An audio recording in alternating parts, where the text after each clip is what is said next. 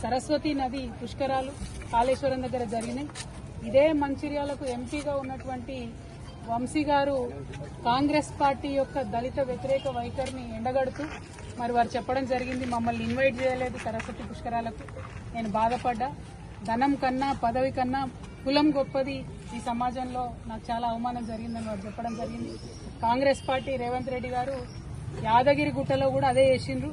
రేవంత్ రెడ్డి గారి కుటుంబ సభ్యులంతా కూడా పైన ఆసనాలలో కూర్చొని దళితుడైనటువంటి డిప్యూటీ సీఎం బట్టి విక్రమార్క గారిని కింది ఆసనాల్లో కూర్చోబెట్టి అవమానించినటువంటి దారుణమైన సంస్కృతి రేవంత్ రెడ్డి గారిది కాంగ్రెస్ పార్టీ.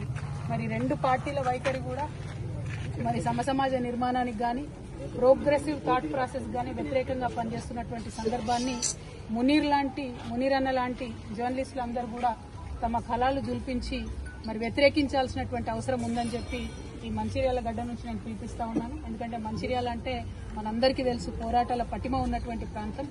మరి ఇక్కడ ఉండేటటువంటి వారందరం కూడా నిర్బంధంగా ఖండించాల్సినటువంటి రెండు చర్యలను కూడా ఈ సందర్భంగా గుర్తు చేసుకుంటూ మరి మునీర్ అన్న ఆత్మకు శాంతి కలగాలని మనస్ఫూర్తిగా కోరుకుంటూ వారి కుటుంబ సభ్యులకి మరొకసారి ప్రగాఢంగా నా యొక్క సానుభూతిని నేను తెలియజేస్తున్నాను. Thank you. జై తెలంగాణ.